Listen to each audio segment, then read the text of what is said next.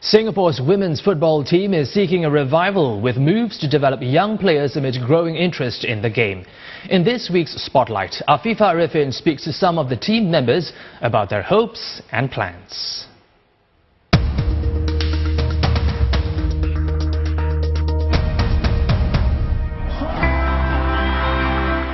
It was a final that captured the imagination of millions around the world. A record 25.4 million viewers tuned in to the FIFA Women's World Cup final last Sunday. The numbers are far below the average of 188.4 million viewers per game in the Men's World Cup in Brazil last year. They highlight a growing interest in the women's game worldwide.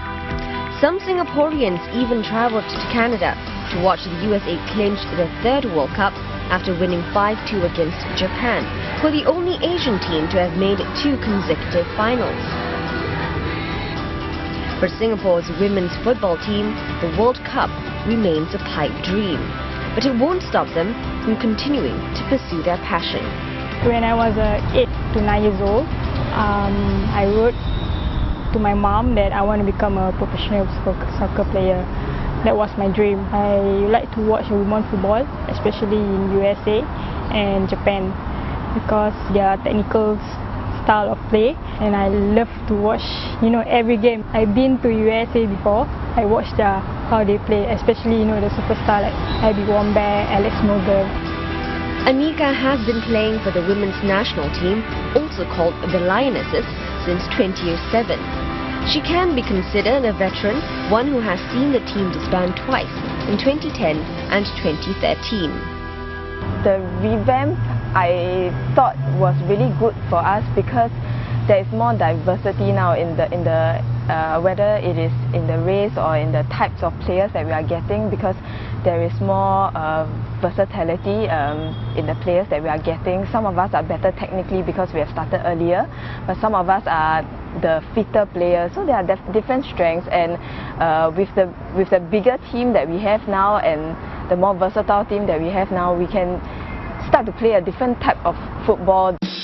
The revamped squad played in their first international tournament in Hong Kong last week, finishing 3rd out of 4 teams.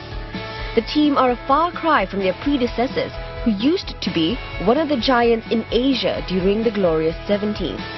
Singapore finished 3rd in the AFC Women's Asian Cup in 1977, their best finish at an Asian football competition.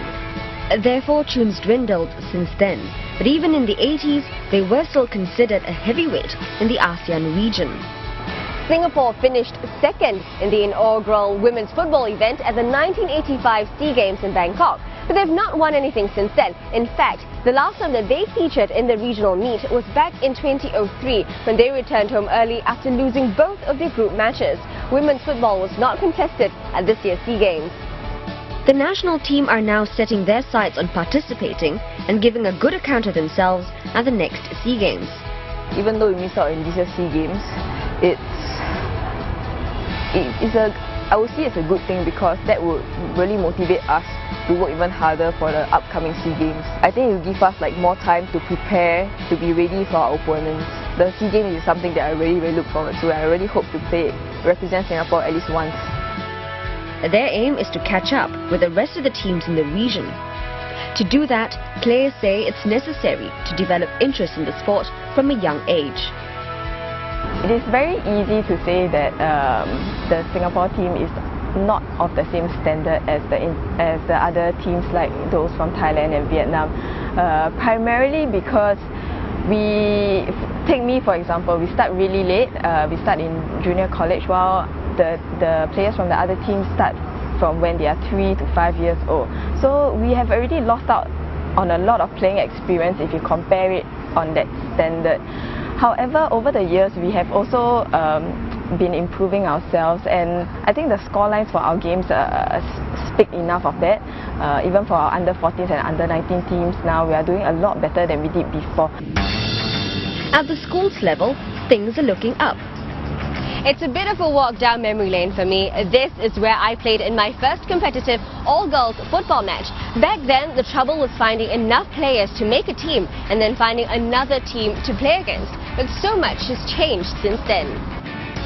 Bowen Secondary School is one of the few that have a girls' team. They were formed in 2004 and now boast more than 40 players. The school team have also dominated the inter-school competition, which has more than 10 schools taking part. But Bowen aside, the groundwork is being laid to boost participation among local girls as part of a developmental pipeline for the national women's team.